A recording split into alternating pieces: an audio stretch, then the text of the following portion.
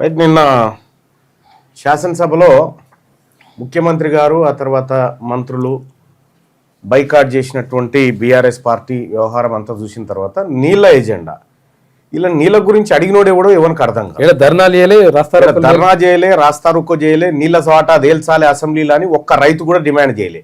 Urea బస్తాల కోసం demand చేసిన రైతులు ఉన్నారు, యూరియా బస్తాల కోసం రోడ్డు ఎక్కిన వాళ్ళు ఉన్నారు, రైతు భరోసా నిధులు ఇవ్వమని రోడ్డు ఎక్కిన వాళ్ళు ఉన్నారు. ఈ నీళ్ళ పంచాయతీ ముంగటేసుకున్నారు. తిన్నావురా బస్సు అంటే తిన్నా, పన్నావురా బస్సు అంటే పన్నా టైప్ అయిపోయింది అసెంబ్లీ. అసలు ముఖ్యమంత్రి రేవంత్ రెడ్డి గారు అసలు అడిగినోడేవాడా దేని గురించి చెప్తా ఉన్నావు అది నాకు అర్థం కాలేదు. ఆయన కృష్ణా నమ్మిండు, నువ్వు గోదావరి నమ్ముతున్నావు, అంతే. మాకు మిగిలింది మూసి, అది క్లియర్. రెండవ అంశం చూస్తే ఇక వీళ్ళు చెప్తా ఉంటారు, ఇక వీళ్ళు మంత్రులు వీళ్ళంతా పండితులు, ఈ పండితులంతా చెప్తా ఉంటారు తలకాడ కట్టాల్సినటువంటి పాలమూరు రంగారెడ్డిని తోకకాడికి తీసుకొచ్చిరని చెప్తారు. ఇలా తోక తెలియదు, తొండని తెలియదు. అసలు జూరాల ప్రాజెక్టు 17 టీఎంసీలు, 17 టీఎంసీల ప్రాజెక్టులో నువ్వు 90 టీఎంసీల ప్రాజెక్ట్ ఎట్లా కడతావా? ఆడికెళ్ళి ఎప్పటికి ఫ్లో ఉంటే తప్ప రాదు అది ఒకటి. ఇక రెండో అంశం ఏంది, 17 టీఎంసీలలో 7 టీఎంసీలు మట్టే ఉడకపోయింది, ఇప్పుడు మిగిలింది 10 టీఎంసీలు.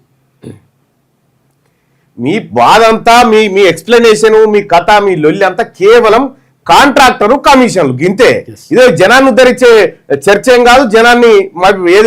జనానికి మంచి చేసే, ఇప్పుడు జనానికి మంచి చేయాల్సిన కార్యక్రమాలు పక్కకు పెట్టి 6 గ్యారంటీస్ చర్చకు రాకుండా ఆయన వచ్చేవో నీళ్ళ మీద మాట్లాడమని ఎజెండా ఇచ్చిపోతాడు.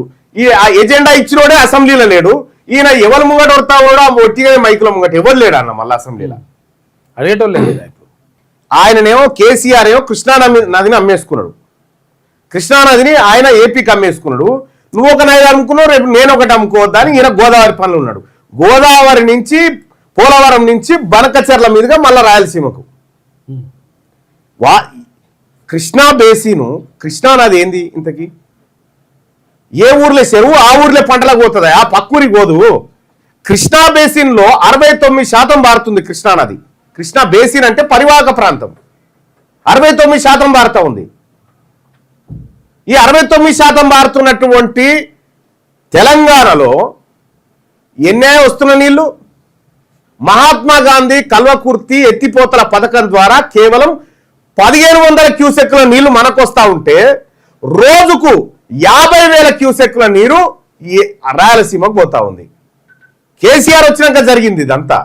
రాయలసీమ రతనాల సీమ చేస్తా, అది చేస్తా, ఇది చేస్తా, అక్కడ జరిగినటువంటి మోసం ఇదంతా. ఇది ఇట్లా అయినా యాక్చువల్గా ఏంది, మనకు 811 టీఎంసీల కేటాయింపు కృష్ణా నుంచి, తర్వాత 500 చిల్లర కేటాయింపు 555 మనకు రావాలి. కాదు, కర్ణాటక కొంత, మహారాష్ట్ర కొంత కేటాయించారు. ఈ కర్ణాటక, మహారాష్ట్ర, ఆ తర్వాత తెలంగాణ, ఏది ఉమ్మడి ఆంధ్రప్రదేశ్, ఈ ముగ్గురు కలిపి తలా 5 టీఎంసీల నీళ్లు మద్రాస్ తాగునీళ్ళకి ఇవ్వాలి. దాన్ని తెలుగు గంగా ప్రాజెక్ట్ అన్నారు. మద్రాసుకు 5 టీఎంసీలు ఇవ్వాలి. అయితే ఈ మద్రాస్కి ఇచ్చేటువంటి ఆ కాలువ ఏదైతే ఉందో ఆ కాలువకు పైసలు ఎవరు ఇచ్చారు అంటే తమిళనాడు గవర్నమెంట్ ఇచ్చింది. ఇచ్చేటప్పుడు ఏపీ గవర్నమెంట్ ఏం చెప్పారంటే ఈ కాలువ ఎట్లాగో మాతానికే పోతుంది కదా, మేము కూడా జరని పైసలు వేస్తామని ఇచ్చారు. ఇచ్చిపోతు కూడా. ఇప్పుడు ఏమైంది, ఆడికి పోవాల్సిన 5 టీఎంసీలు ఇడిచిపెట్టి 500 టీఎంసీలు పోతా ఉన్నాయి.